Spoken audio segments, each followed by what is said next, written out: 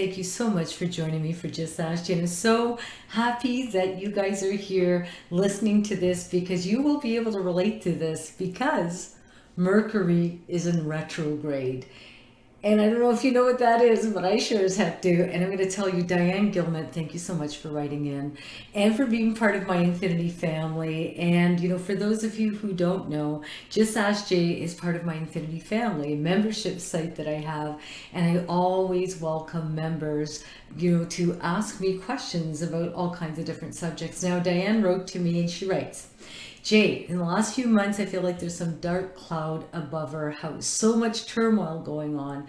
When I talk to my angels for guidance or answers, I really don't feel like they're listening. I'm at my wits' end. I feel helpless. I need help. What can I do next? And thank you so much for listening, for helping so many out there.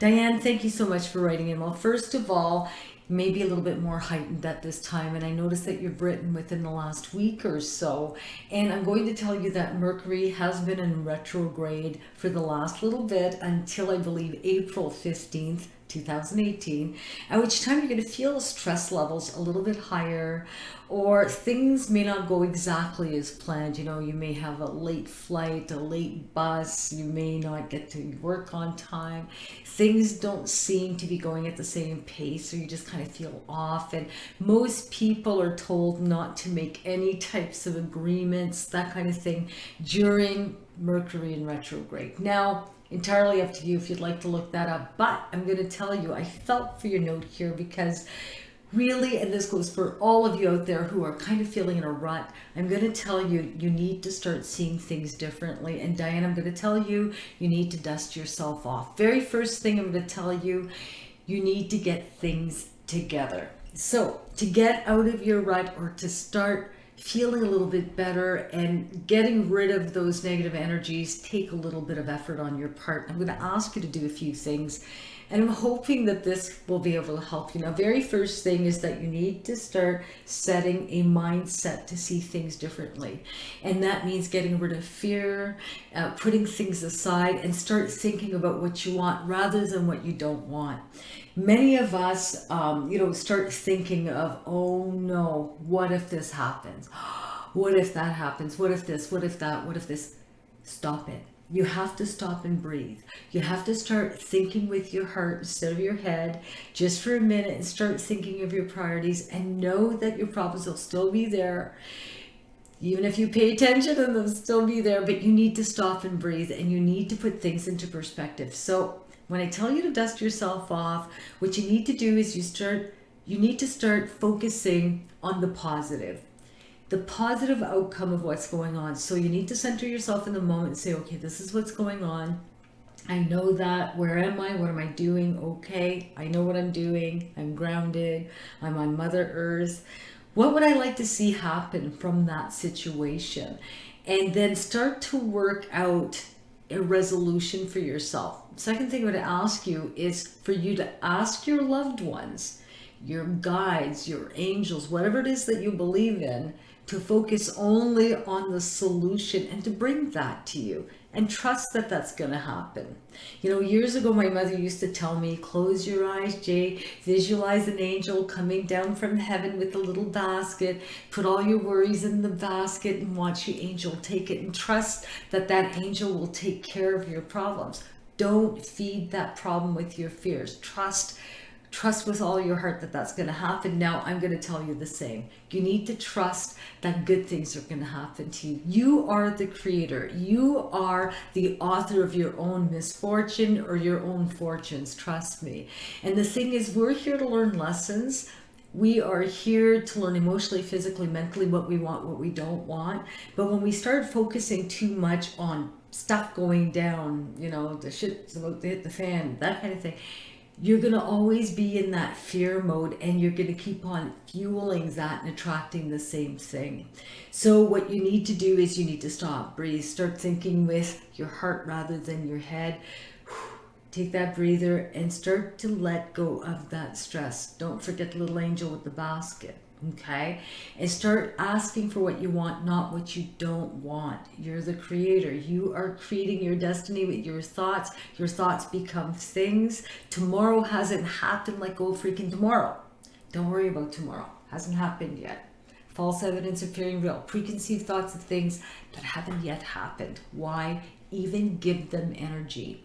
Now we have the ability to feel energy, and I'm going to tell you, Diane, at a very far distance. You and I are going to walk into a room with two people crying in that room. You and I are going to feel like crying. But if we walk into that room and two people are laughing, we're going to feel like laughing. So the thing is, energy breeds energy. So you need to surround yourself with a higher vibration. Music, happy music. I would say, you know, every morning to change your routine and start dancing around, start feeling excited. Look at the sunshine, enjoy it. Have a cup of coffee, just breathe in the moment. Just think of that. Wake up thinking high vibration. What I used to do first thing in the morning is I put on my Mr. Bean song, Mr. Bombastic, really fantastic. And Brad thought I was crazy. But what I actually was doing a little project where I was raising my vibration every day, and I started noticing is that everything that was coming to me was in the same type of vibrational frequency or field. In other words, if I was happy, I was attracting a lot of happy. If I was pissy and sad, I was attracting much of the same. So I started noticing that my magnet was working with whatever it was that I was feeling. So you need to think of what you want. You need to change your way of thinking. You need to vibrate high. And if you can't get excited about life because you're a little down, this, that, turn on some music, dance. There's Jennifer Lopez out there. She's got the most amazing dance tunes. There's all kinds of beautiful artists out there. Just crank it up and let it go. Now, the other thing I would tell you is I want you to smudge your environment. I want you to cleanse not only your thoughts, your fears, and what you want. I want you to cleanse your home. So, smudge kit. And you don't really have to have this, even a kitchen bowl, anything, a bowl that won't burn, no plastic, guys. And what you're going to want to do is you're going to want to smudge either with sage. This is actually sage and lavender. I love it. Or I love this. This is Palo Santo wood. And Palo Santo wood is, I believe, from Peru. It's from the cypress tree. It's called holy wood. And it doesn't mean that it's blessed or anything. I think that's just what they call it. But when you light it up, it has the most beautiful scent. But this is known to bring in good luck.